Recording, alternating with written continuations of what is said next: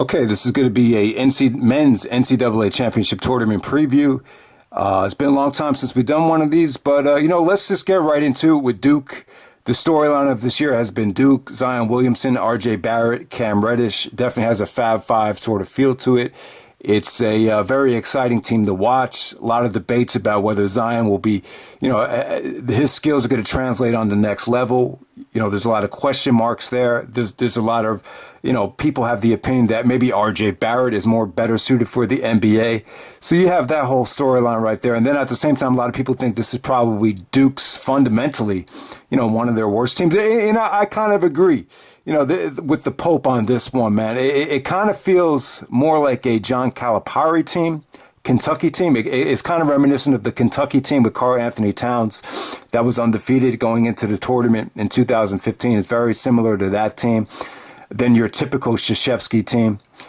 But, yeah, man, they've been fun to watch, though, man. They really have. I'm a big fan of Zion Williamson. For as great as Zion has been, I would agree, though. I think there's a lot of question marks with him at the next level. He really does remind me of Larry Johnson.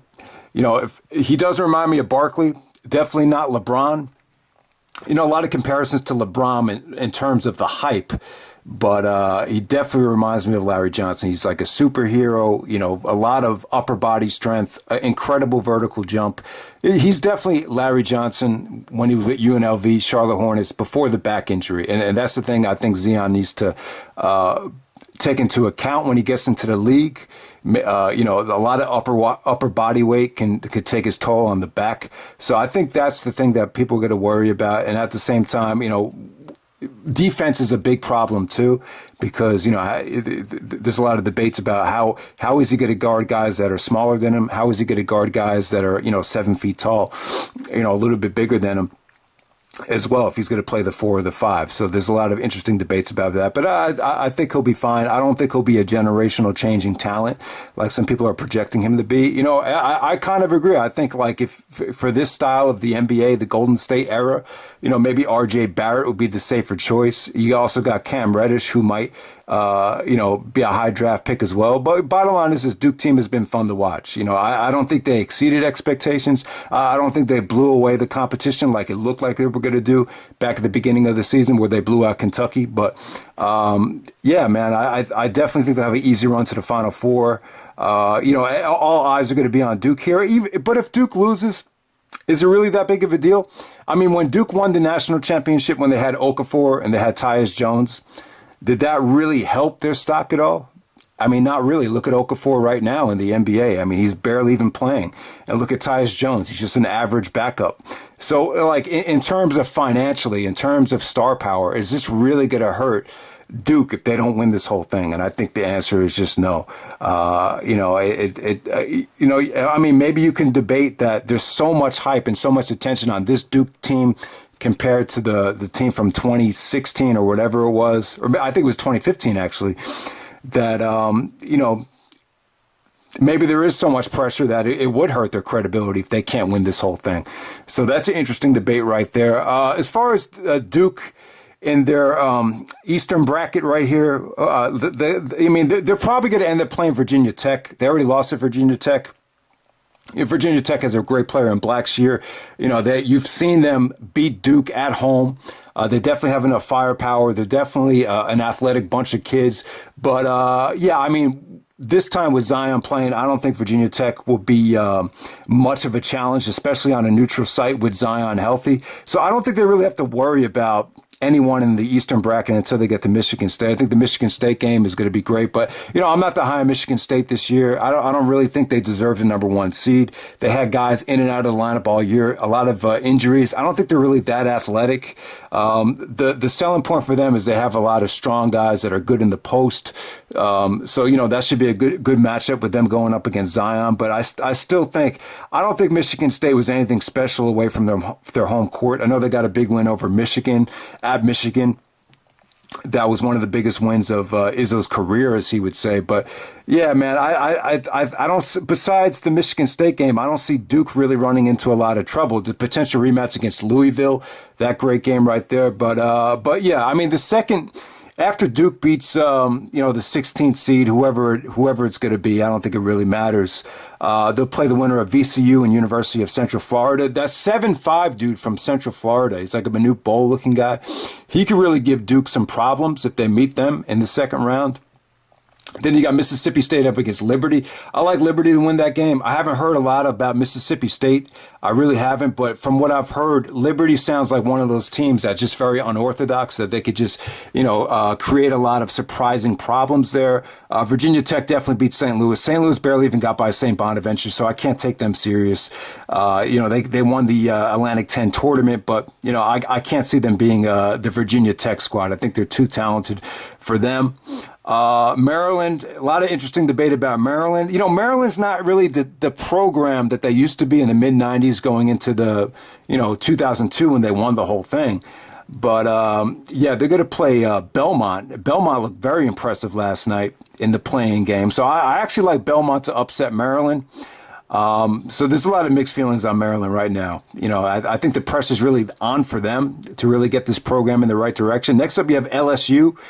Taking on Yale. I actually like Yale to win this game. LSU's had a great year, but, when you lose your coach and you're under that much scrutiny, the coach got in trouble with the FBI for, conversation, wiretap on the phone about a recruit. So, but yeah, if you've been paying attention to the tournament, Yale's had some really good showings. They're probably a very smart team that moves the ball, that could shoot it. So, with the team the total opposite in disarray right now, I could see Yale upsetting LSU. Now, the 7-10 matchup, Louisville and Minnesota, this should be really interesting because it's Rick Pitino's former team up against his son's current team. So I'm sure, Rick Pitino, maybe possibly, he could give his son a lot of tips on how to beat Louisville because no one's better at preparing for this tournament than a guy like Rick Pitino. So that should be a really fun matchup right there. And then Michigan State, I don't think they're going to get upset again. They got upset a couple years ago when they had the Denzel Valentine on their team. But they should probably easily, get to the finals of the Eastern bracket against Duke, and I like Duke to win that pretty easily. So I think Duke got a pretty easy bracket. I'm not fearful of Michigan State at all. I'm really not. So let's get to the western part of the bracket. So we got Gonzaga going up against Fairleigh Dickinson. Fairleigh Dickinson looked horrible last night in the first half, but the second half, that point guard with the blonde afro, man, not blonde afro, but the blonde haircut. Yeah, he was incredible, and they really came alive. So Fairleigh Dickinson, not a lot of talent, but you could definitely tell for a Fairleigh Dickinson team, not bad. But when you run into Gonzaga, the powerhouse that they've become, they're probably going to get all the way to the finals here. Syracuse and Baylor.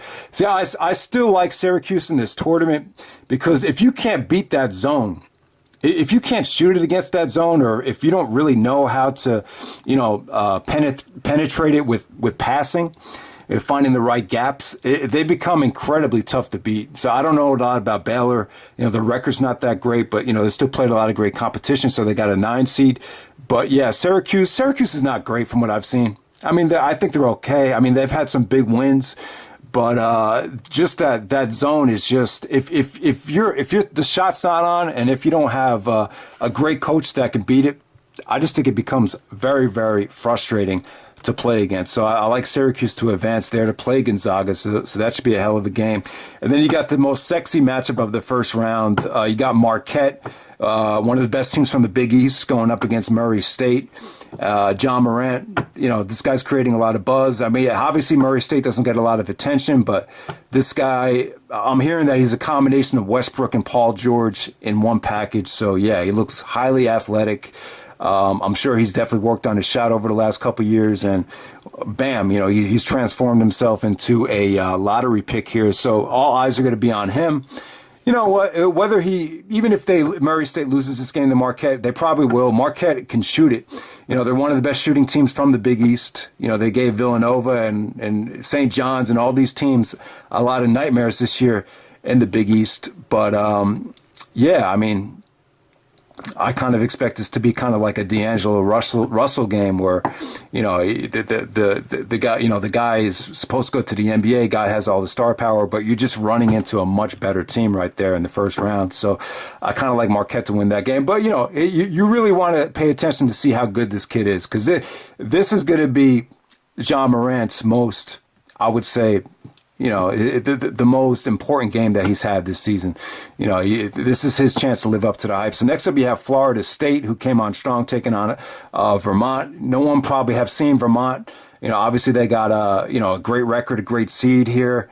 Florida State, they were in the ACC tournament finals, so obviously you're going to pick them. They're scary because of their length.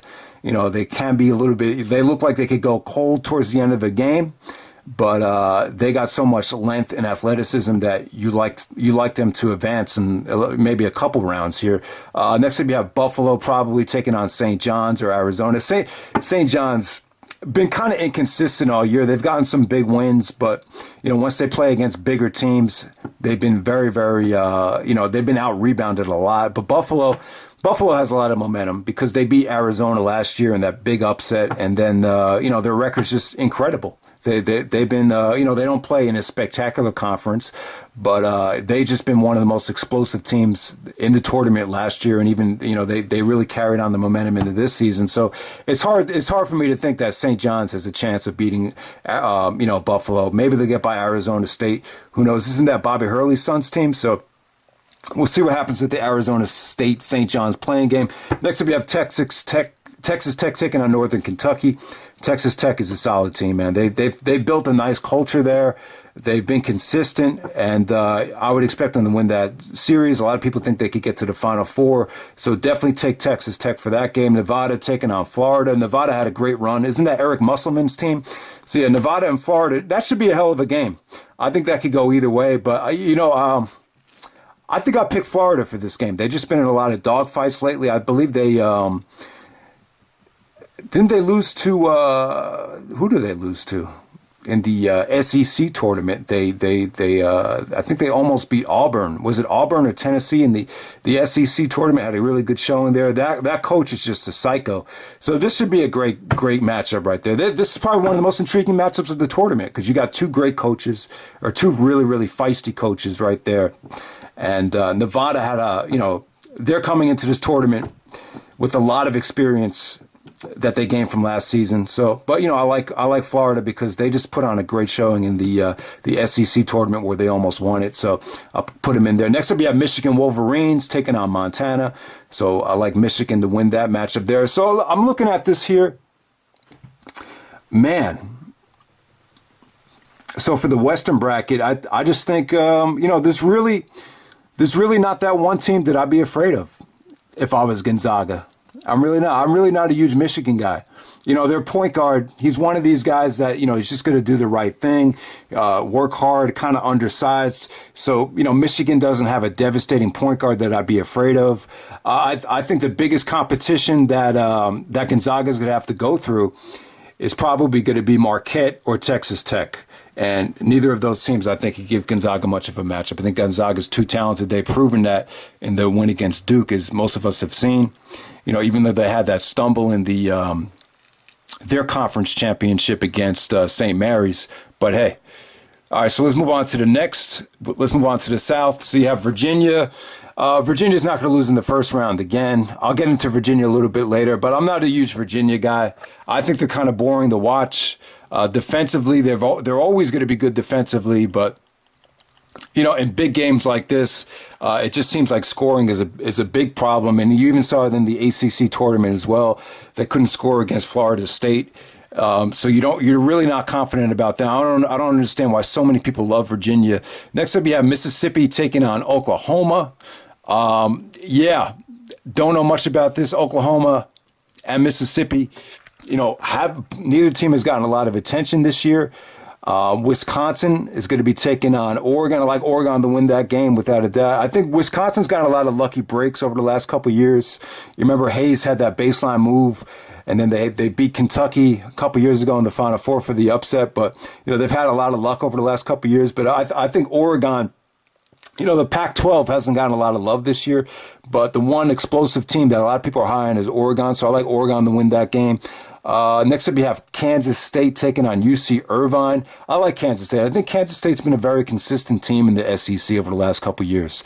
They always win the big game. They've beaten Kansas on numerous occasions, so I'll give Kansas State credit there. UC Irvine, they're kind of coming into this tournament like as an underrated team that you have to kind of look out for. So check them out. So Villanova is going to be taking on St. Mary's. St. Mary's just actually beat Gonzaga in that conference championship game. So this is going to be an interesting matchup, man. This is going to be, apparently St. Mary's is very, very slow paced. They're going to slow it down and frustrate you. I like Villanova, though. Villanova, they've lost a lot.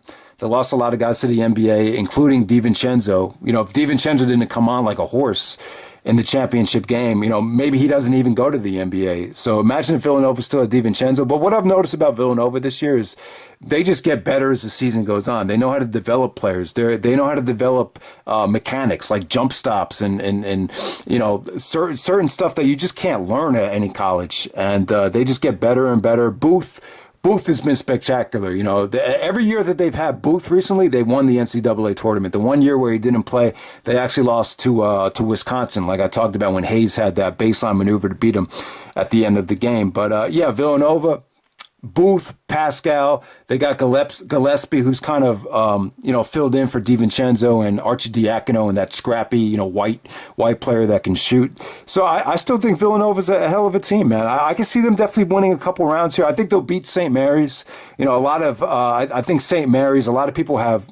See, the problem is when you win a conference championship tournament like St. Mary's have done, everyone's watching them now and everyone's preparing for them. And, Jay Wright and his marvelous staff are going to know all the strengths and weaknesses of St. Mary's going into this game. And I think Villanova will easily win this game without a doubt. Next up, you got Purdue taking on Old Dominion. I like Purdue. Purdue has a lot of size. They got guys that are over 7 feet tall. That are very, very skilled. Old Dominion's always been a solid program with a great reputation, but I like Purdue to win that game. Cincinnati taking on Iowa. I like Cincinnati to win this game. Iowa's not as good as Iowa State from what I've seen, but Cincinnati's got a lot of talent. They really had a good showing in the American Conference tournament right there, so I like Cincinnati to take that game. Then we have Tennessee taking on Colgate. Tennessee is awesome, man. I think Grant Williams is probably fundamentally one of the best big men in college basketball right now. And then the shooting and the scoring and the just the overall team camaraderie of Tennessee is has been really awesome this year. So out of this bracket right here, I actually like Tennessee to win it. I think Tennessee is easily going to take this bracket right here. I actually like Villanova to upset Virginia. To be honest with you, I think we're going to see a Villanova-Virginia showdown. I'd like to see Villanova, win that game. I can see it happening. I just think they've gotten better and better as the season has gone on. I know Virginia. I know Villanova has had a tough stretch at certain points of the season, but I like Tennessee to win that bracket without a doubt. All right, so next up, the very last one, North Carolina. I'll tell you, North Carolina's good, man. They had a disappointing showing.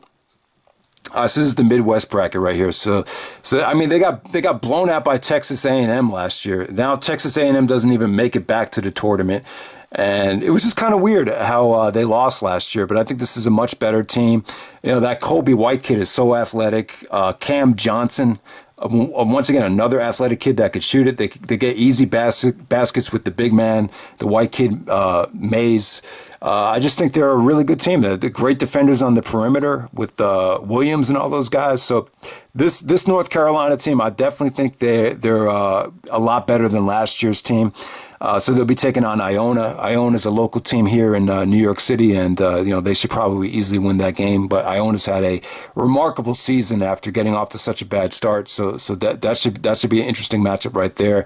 But I think North Carolina is definitely going to the championship game without a doubt. But Utah State taking on Washington. A lot of people love Utah State, so look out for that game. Utah State maybe they'll give North Carolina some problems in the second round. Auburn taking on New Mexico State. Auburn is hot right now. They won the SEC tournament, so check them out. A lot of people were disappointed that they only got a 5th seed right there, but they'll be taking on New Mexico State. Kansas taking on Northeastern. Kansas is kind of in a rebuilding year. They're freshmen. what's his name, Dotson. I saw him play in high school. You know, when I saw him play, I was impressed by him, but I didn't think he'd be good enough to start as a freshman, though. But yeah, but he's been really solid. But the Kansas team, they just haven't been the powerhouse that they've been in the past. I know some people think they'll lose the game to Northeastern there, but you know, I could definitely see Kansas at least winning 1 or 2 rounds. But that's about it. Iowa State taking on Ohio State. Iowa State, without a doubt. I think Iowa State's a strong team right here. A lot of firepower, a lot of good spirit, a lot of good athletes, just a really, really good team. So Iowa State will win that game. Houston taking on Georgia State. Georgia State's been in the tournament last couple of years. They got that coach. His son made it to the NBA for kind of a cup of coffee. You know, a lot of funny stuff going on with that coach. But yeah, Houston, I don't know. Whenever Houston's been on TV, the game against Cincinnati, for the conference championship, even the game against Central Florida, they've kind of disappointed me. I just haven't seen what the big deal is. Obviously, I don't think they play a lot of great competition.